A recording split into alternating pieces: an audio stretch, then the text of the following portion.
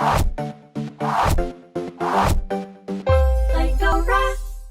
guys, this is Alan from Plangora, and I wanted to go over this week how to actually create a Serum plugin. Now the documentation for Serum, from what I can tell, is not super documented, but it's also not too bad. What I did was I went ahead and tried to dissect as much as I could from the documentation, and then actually I ripped apart that preview generator.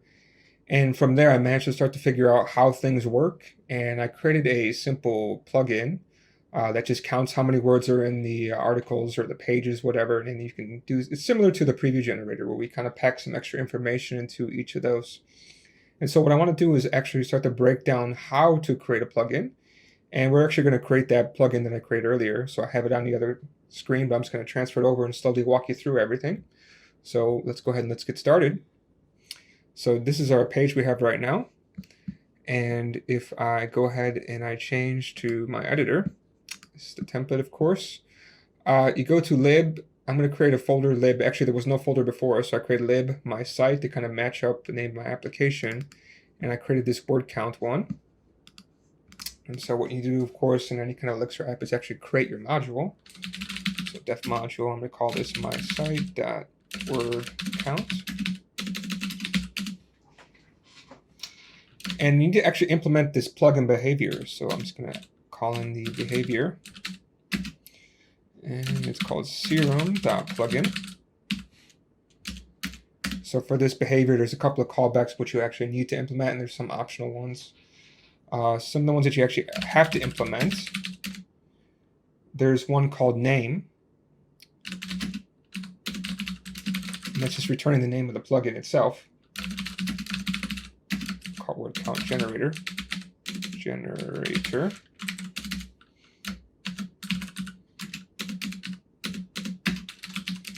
There's another one called version. So basically, what version is your plugin? So I'm just going to say 1.0. And then there's what version of Elixir to use. So I'm just going to say that you need at least 1.8. And then, of course, you need to also have one that says what version of Serum to use. So I'm going to say it's around at least 1.5. Then you have to have a description, basically describing what this plugin does. And so this one just generates word count for post or page. And then the last thing, which is definitely the more interesting part I would have to say, is this one, you need to actually register what kind of callbacks you want to do. So for the plugin system that they have, you have to say at what time should your plugin run, or at least what methods will your plugin implement, or what functions. And then from there, you can manipulate the data, right? So for instance, in this one at least, we're going to implement 2. And this is the same as the name of the function and, of course, the arity, so in a keyword list. So there's processed pages. So this is where after we process the page, we're going to actually just add some more information to them. And then there's processed posts. So with these two, we can already, once we process the information, so we take it from Markdown, stick it through a template, I believe, and then you're going to have this information. Then you from there you can actually add the information, right? So this is, I believe, from after Markdown to HTML, then you have your information. And then finally, we actually need to implement those methods. So like the one, there's processed pages.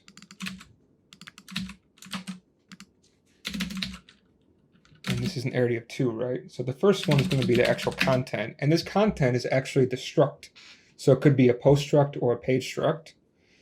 So in that case, and the other one, of course, is the arguments. Yeah, so if you pass in any kind of arguments, if you remember we did the preview generator, there's some arguments to it. This one, we're not going to have any arguments. We're just going to count the words, and that's it. Keep it pretty simple. I also want to bring in two more things before I forget. Again, I have some generated code over here that took me some time to generate. We need to alias a couple things. One is to alias the page, post, and then result. They have this interesting result type. It's quite useful. Okay.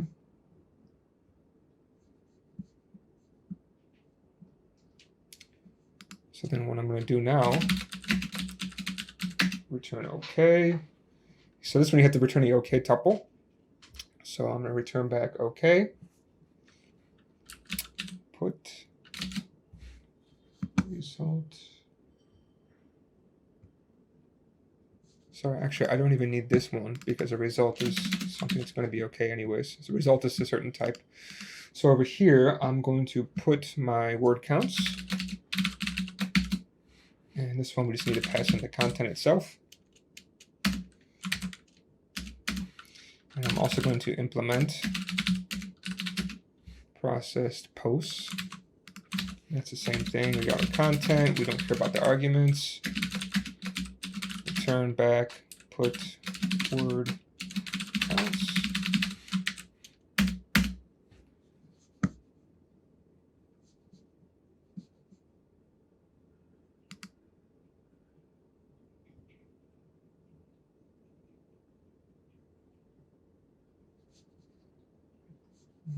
Okay.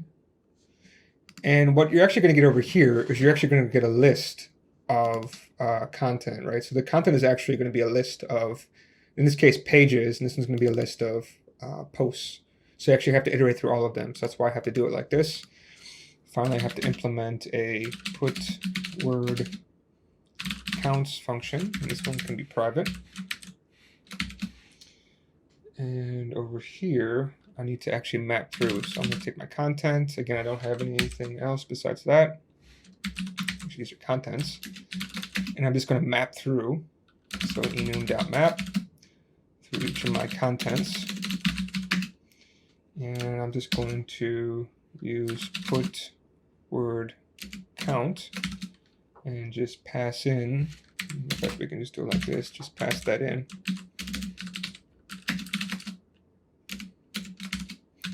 So we have our content over here. So what I'm going to do is, if my content.extras, so extras is that map that we can just freely add data to it. If this one has the key of word count, then I'm just going to return that one directly. So in case I've already processed it, I'll just skip it. Otherwise, I'm actually going to do the counting. So I'm going to take my count, take that content, and I'm going to get the HTML from that, and I'm going to write this function in a moment. And then I'm going to generate the word count.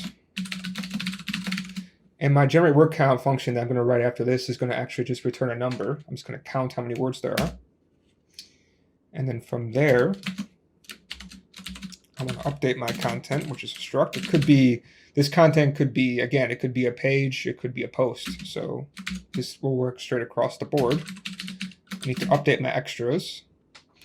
And I update that one with content.extras. And that would be the word count. So for this one, I'm just going to make a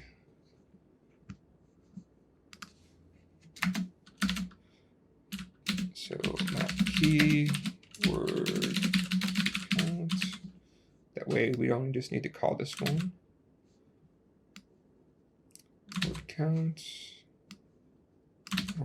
so they stay the same. And I'm going to just return this one as count, words. So we'll just return just some text, and we could just render that within our template. So that should be pretty straightforward. So that one should be good enough. Now the next thing is I need to start filling in these functions that I have over here. So there's get HTML. Well, Serum is actually using this thing called Floki. So if you ever used LiveView before, you may have remembered that we use Floki quite a bit for parsing HTML. So we can use Floki within here too. So I'm going to create my function called getHTML.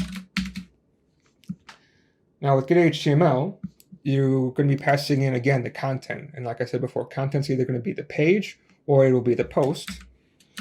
And so if it's a page, on the data key, we're going to be having, that's going to be our HTML. So I'm just going to do Floki.parse document, pass in the data. If this is going to be a post, well, that one's called HTML. So we do the same thing, parse document, pass in the HTML. And then finally, to generate the word count, it's actually pretty straightforward. Generate word count. We should be getting the tree of HTML. So this is going to actually be the Floki document itself. And then what we need to do is we take that parsed Floki document, or actually it's a struct in this case, and we need to just basically, there's a command here called we fetch the text, and I want to separate all that based on spaces so I can get all the different words. And then we need to split it on the white space. So this one we can just use a regular expression, get all the white space, and then trim the end. And then finally, I'm just going to count it. So that's how we get the count back of all the different words in our document. And so with this, we basically should be good to go. So now the last thing we need to do is we need to take this and we just need to insert this into our Serum configuration. And I can just put this right over here. So now if I run my serum.server, everything hopefully should be okay. Process post. Oh, I call it split.split. My fault. Let me just run this again. Should be string.split. Sorry. Let's try that again. There we go. So now if I flip over to my page over here, you see everything kind of ran okay. So now if I go over to here, I could say this one, and I could just add some ... at the end. And then I can have a span, and I can say, let's output x.extras. And this one should be called word count. And that one seems to parse just fine. So if I flip over to here, okay, there we go. Just need to refresh the page. So you see from over here, this test post, we have 3 words. From this one, we have 34. So as long as my code is correct, which I believe it is, everything should be good. And in any case, I just wanted to show you guys how you can create a plugin and how the system kind of works. So, but overall, I think this is pretty cool. You can do some pretty cool stuff with this. So again, this is Alan from Plangora. Please subscribe if you haven't. Otherwise, I'll catch you guys next time. Thanks. Bye. Hi. Please feel free to ask us any questions about Elixir, Flutter, or anything else in programming. Here's our YouTube channel, Facebook, Instagram, and Twitter. We'll answer your questions every Friday. Ya mantai ge dak man all. Yo wenti ji da wen wo.